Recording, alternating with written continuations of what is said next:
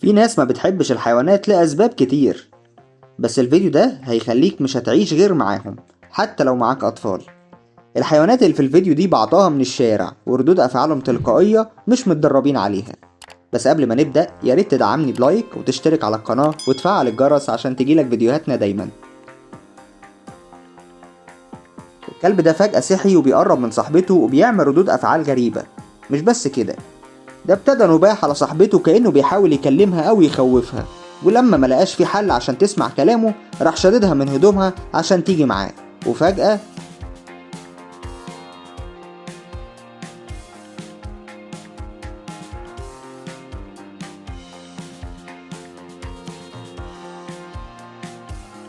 صاحبة الكلب ابتدت تروق سريرها عشان تنام، ولكن فجأة حست بدوخة وابتدت تقع. والغريب هنا هو رد فعل الكلب، انه فهم انها تعبانة من عدم اتزانها وابتدى يحاول يقعدها على السرير. شيء غريب جدا احساس الحيوانات بمرض البني ادمين. حرامي اطفال بيعمل حاجة جريئة وهو انه بيخطف طفلة جنب الكلب بتاعتها، ولكن الكلب عرفه غلطته. رد فعل الكلب هنا عاقل جدا. لما ابتدت النار تمسك في المطبخ ابتدى يعمل صوت كبير عشان ينبه البيت، وفعلا نجح في ده.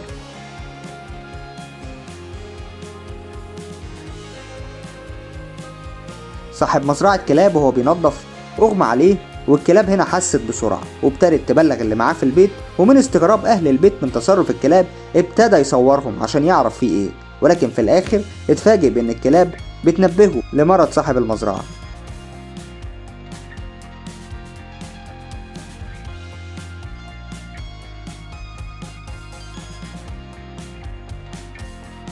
بصوا تصرف الكلب هنا وهو بيحمي الولد من إنه يقرب من باب العربية عشان ما يتأذيش ولا كأنها أمه. الكلب هنا بيحاول يوقف العربيات لسبب ما، يا ترى إيه هو؟ ده الكلاب كمان عندها ذوق.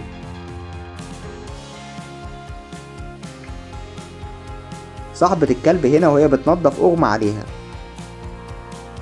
ومن وعي الكلب ابتدى إنه يسندها، ولما معرفش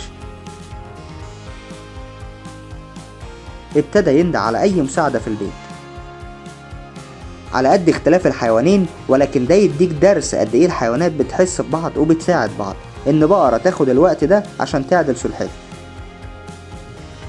القط هنا بيهاجم شخص بيمثل إنه بيضرب صاحب القطة عشان يشوف رد فعل القطة. ديك بيهاجم طفلة بكل شراسة، ولكن الكلب الشجاع ده رغم قلة حجمه اتصدى ليها بكل شجاعة. شخص وهو ماشي بالعربية لاحظ حاجة غريبة جدا، وهي قطة بتحاول تحمي طفلة وتسندها وهي بتحبي. فيل شاف شخص بيغرق وماشي مع تيار المية، وبكل تلقائية ابتدى يجري عشان ينقذه بدون أي تفكير.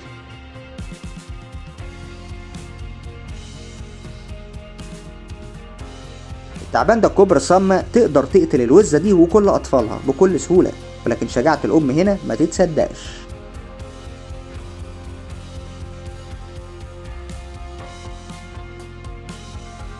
الديب هنا حاول يخش بيت ما يعرفوش عشان الأكل، ولكن صاحب البيت طلعت قطة وندمته إن يجوا البيت ده تاني. وبالرغم من فرق الأحجام، ولكن القطة أظهرت شجاعة كبيرة جدا عشان تدافع عن بيتها وعيلتها.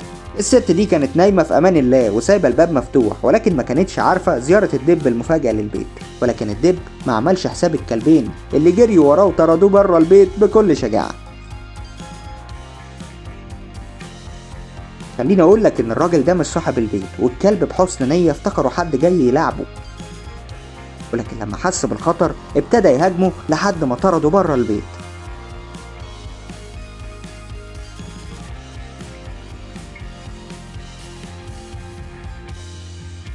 طفلة وقعت الشبشب بتاعها جوه قفص الفيل،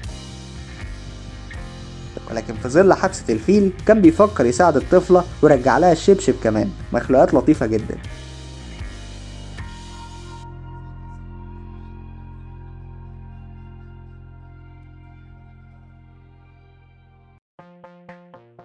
الراجل ده حب يلعب بالحبل بأسلوب مضحك، ولكن تلقائية الكلاب افتكرته في خطر، وبدون أي تفكير نطوا في المية عشان ينقذوه.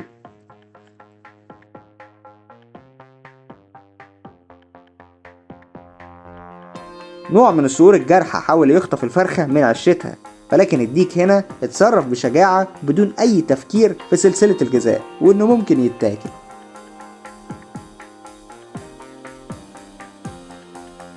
الحصان ده بيدينا درس في حسن التصرف مع المرضى. لما لقى صاحبه أغمى عليه ومش قادر يقف حاول يصحيه، وده مش بس كده، ده لاحظ عدم قدرته إنه يقف ونزل له لحد الأرض عشان يشيله من تحت.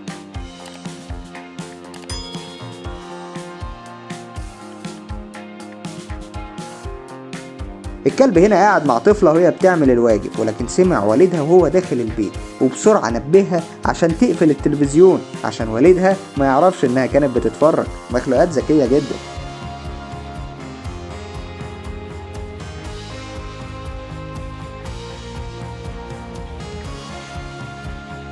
الدب ده دخل البيت ولقى البيت كله قافل على نفسه، وكانت فرصة حلوة لاستكشاف أكله، ولكن بره البيت قط عنيد وشجاع وما سابش الدب لوحده لحد ما طرده.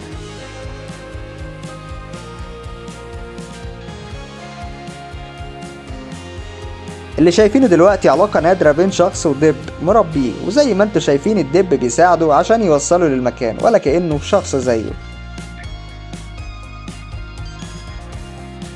الطفلة دي في مزرعة للعجول، ولكن معاها حارس ذكي وشجاع اللي بيحاول يخوف أي عجل منهم إنه يقرب لها.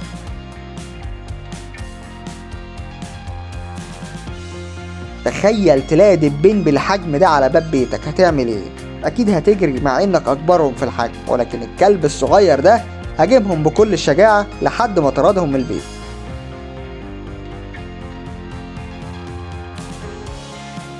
الكلب هنا قافل على الطفل السكة عشان ما يتعرضش للخطر.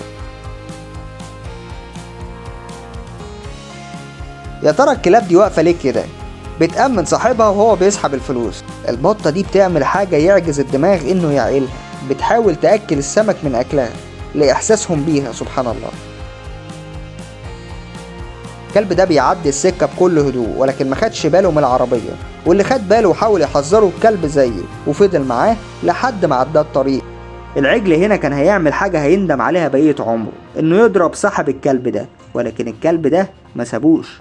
الحيوانات دي عبارة عن أبطال بنقابلها في حياتنا. هل انت قابلت أبطال زيهم ولا لأ؟ سيب لنا ردك في الكومنتات تحت، ولو عجبك الفيديو ياريت تدعمني بلايك وسبسكرايب وفعل الجرس عشان يجيلك كل جديد. سلام.